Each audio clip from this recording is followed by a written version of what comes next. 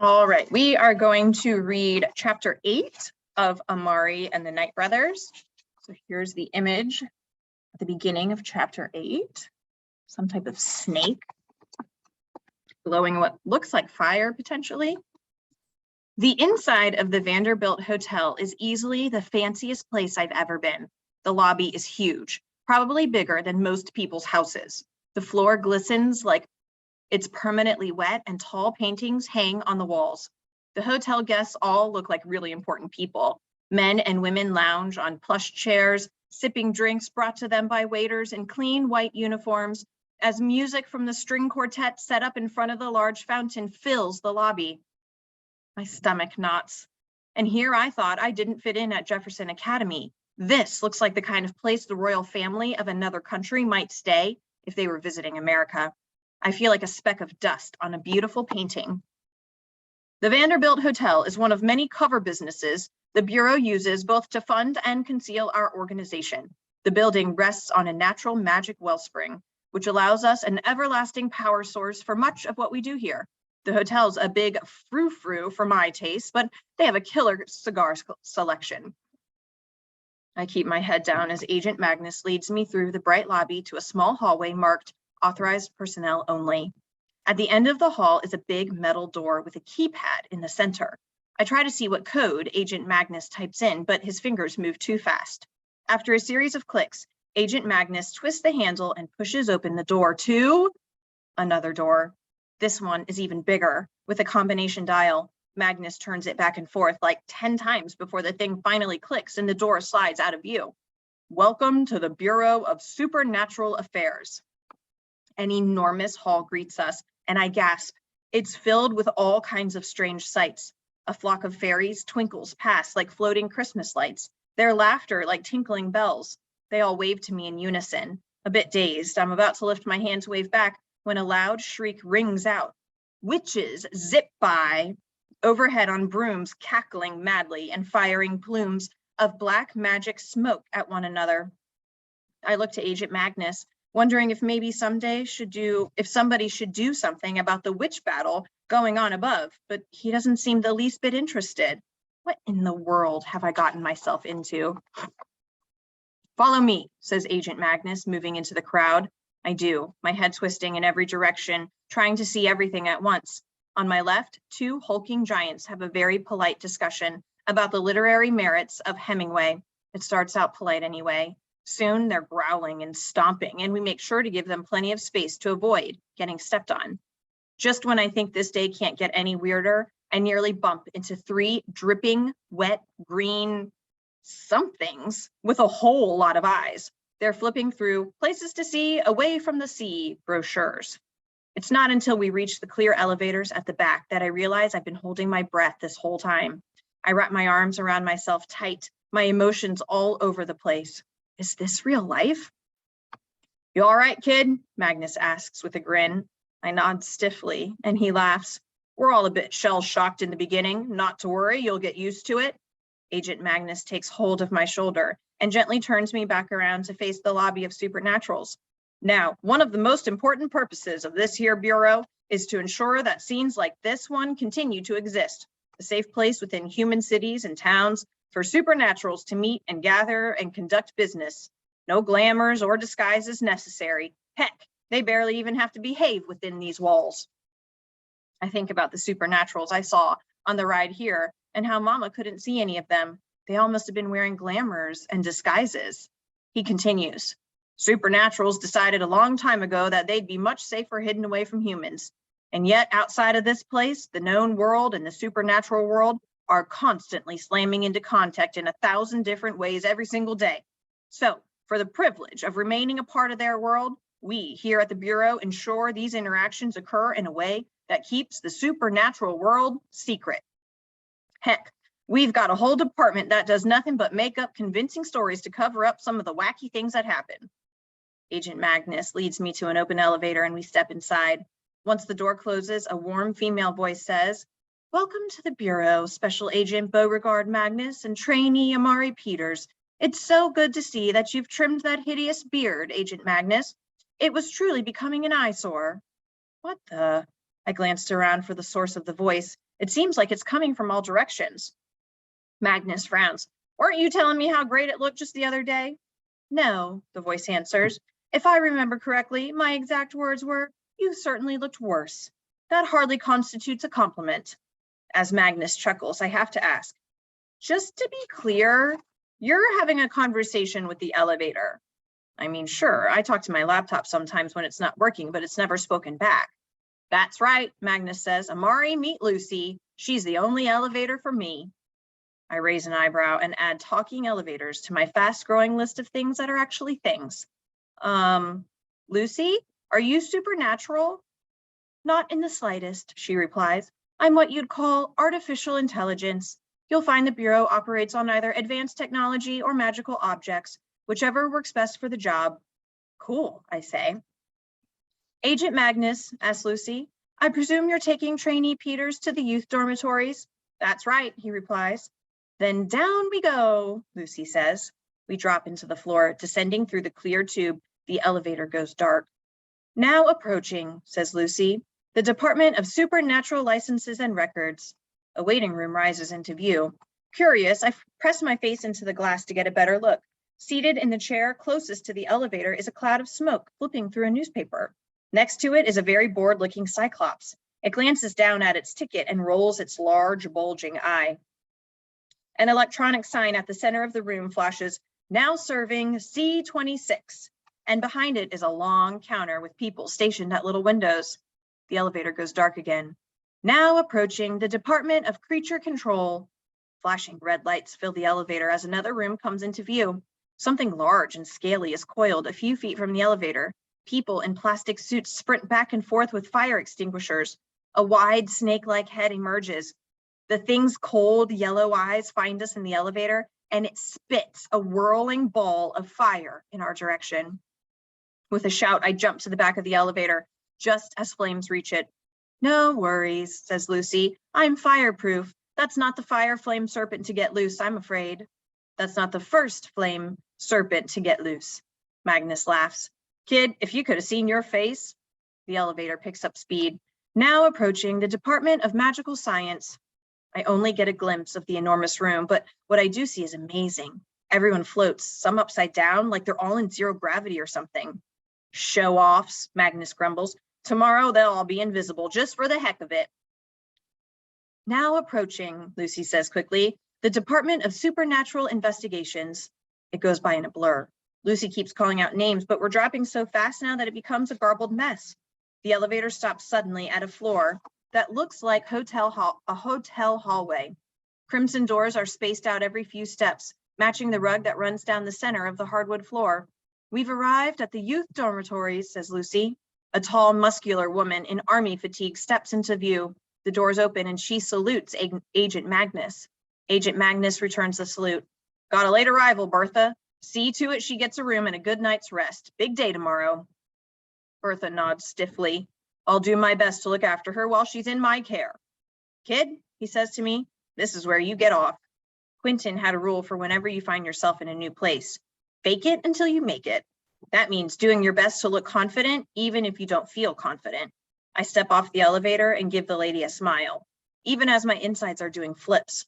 The lady returns a smile so forced it looks like she's in pain. Good luck, said Agent Magnus as the elevator doors close. Wait! I shout. With everything there is to see in this place, I almost forgot about the reason I'm here. Agent Magnus holds open the elevator doors. I want to ask you. I know what you want to ask me about, he interrupts. Or rather, who? All information surrounding your brother's disappearance is classified. Nothing we're allowed to discuss with the trainee. It involves extremely dangerous matters you shouldn't concern yourself with. What do you mean? I ask. He's my brother, and he wouldn't want you in harm's way on his behalf. Focus on getting settled in. His expression tells me he's not going to change his mind, so I set my face to show him I'm not budging either. If he won't tell me what I want to know, then I'll just have to find out on my own. Agent Magnus frowns as the elevator whisks him away. Allow me to make one thing perfectly clear, says Bertha. Her forced smile is now a sneer. I don't care who your brother is. I am your dorm leader, and you will address me as ma'am, and you will like it. Understood? I don't see that I have much of a choice. I nod. Bertha continues her speech as she leads me through a maze of hallways. It's bad enough I have to rearrange things because you've upped and decided to exist. I'll not tolerate any nonsense. Do you hear me? Put one foot out of line and you'll find your stay here a short one. The lady doesn't stop talking until we arrive at a door and she gives it a knock. No answer. She gives it another try, harder this time. Still no answer. Bertha takes both hands and beats on the door so hard it rattles on its hinges. Finally, the door opens. A lanky girl with light tan skin, curly black hair, and thick glasses leans into the doorway, yawning. Elsie Rodriguez, this is your new roommate, Bertha says. The girl squints, her sleepy eyes going back and forth between me and Bertha. Then, like somebody flipped a switch, her eyes get big. You're you! Come in, tell me all about you. An early start tomorrow means early bedtime tonight. Bertha cuts in. There will be plenty of time for bonding tomorrow. Lights out. The door slams shut behind me. It's pitch black in here. What's her problem? Shh, Elsie whispers. I take Elsie's advice and keep quiet. After a few seconds, I hear Bertha's loud shoes pound away. Once the footsteps fade completely, a small green flame pops to life, flooding the room with light. Elsie's face glows above a twisty little candle. She'll see the light under the door, I say. Elsie shakes her head. It's a sneak candle. Anyone more than 3 feet away can't tell it's lit. I invented it myself. That's pretty cool. I glance around the shimmering green room and notice 2 more beds. Do we have any other roommates? Elsie's wide grin fades. There were 2 other girls assigned to this room, but they both requested transfers. You don't snore, do you? She lowers her eyes. It's worse than that, actually. Okay, I say, a little off guard. It can't be that bad. She takes a slow, deep breath. So I'm kind of a dragon. You're a dragon? I repeat. I almost want to laugh, but the look on Elsie's face tell me this is no joke. You're serious? Well, not a dragon, she answers. A were-dragon. Like a werewolf? I ask. Like you can turn into a dragon? Elsie's shoulders slouch. I was supposed to have my first shift years ago, but it just hasn't happened. And since I'm the last of my kind, there isn't anyone I can ask for help. Oh, then your parents are both dead, Elsie finishes. Were-dragons were considered extinct like 500 years ago, at least until my egg was found in a deep-sea shipwreck off the coast of Mexico.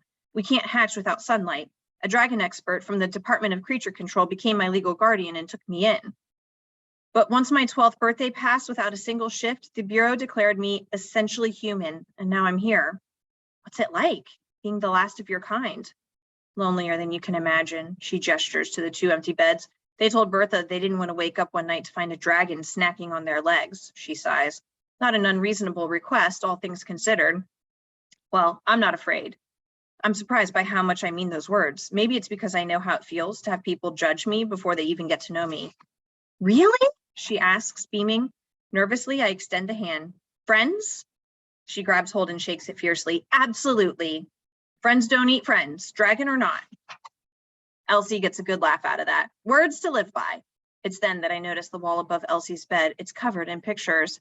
Elsie follows my eyes. Oh my gosh, I am the biggest Van Quiche fan on the planet. I got all 6 of their action figures, even the super rare junior agent editions, a whole drawer full of t-shirts, a blanket, 3 coffee mugs, and like 20 posters. Van Quiche? Oh, that's right. Elsie's eyes go wide. You wouldn't have known anything about the supernatural world until your nomination. Van Quiche is the nickname for the 2 most famous agents of the last 50 years.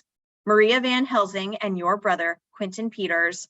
The Van is from Maria's last name, and the Qui is from Quentin's first name with a sh on the end. Get it? They vanquish the bad guys? How cool is that?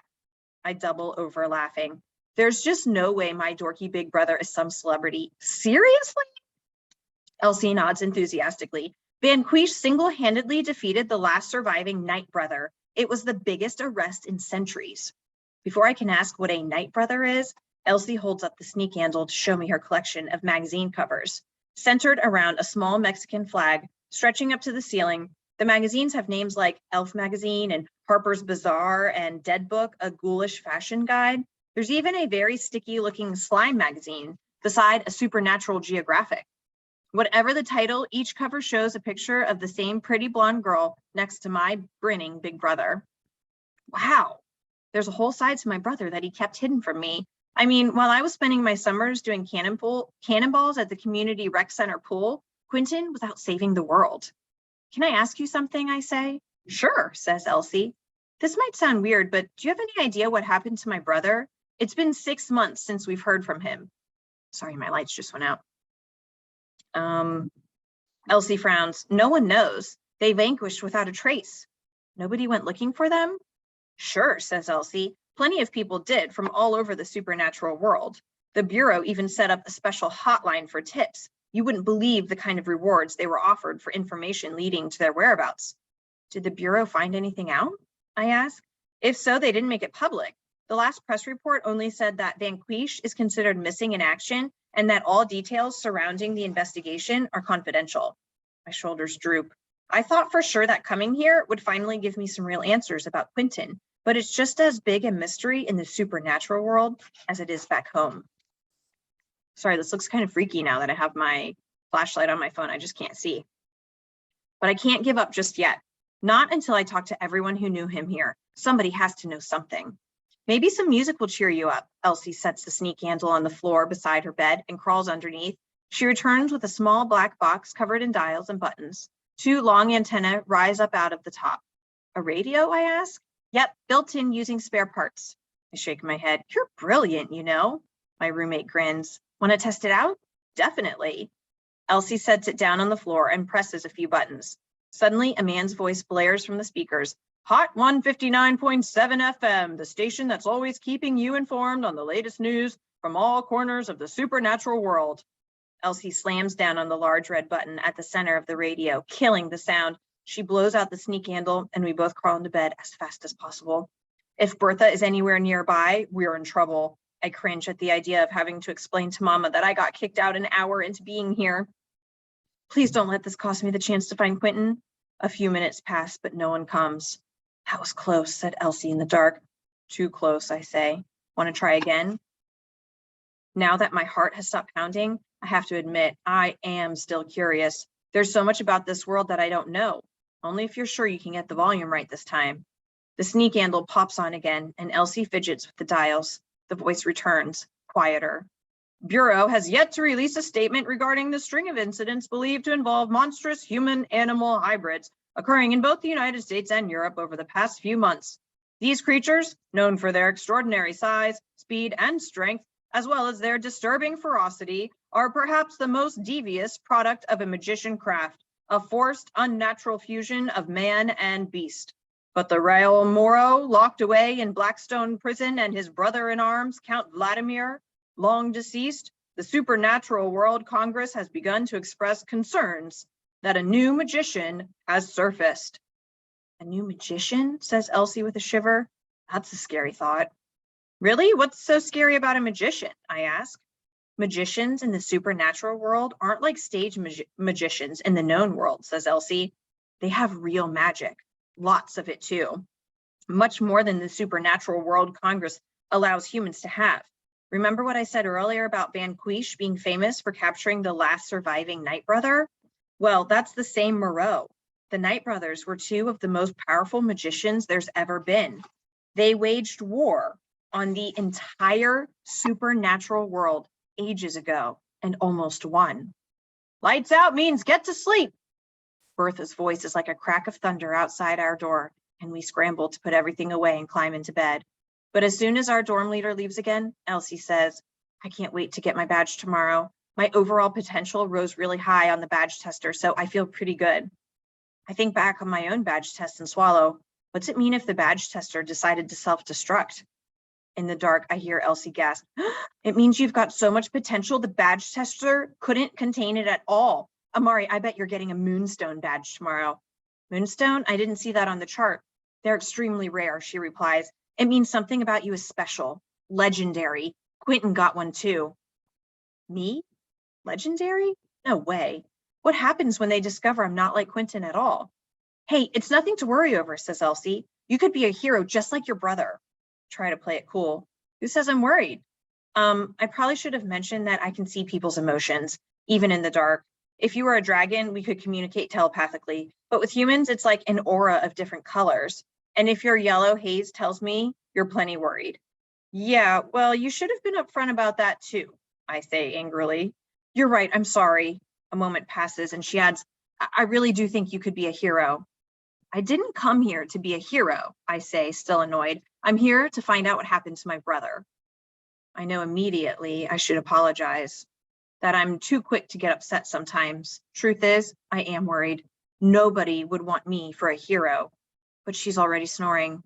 Me, I don't sleep much at all. End of chapter 8.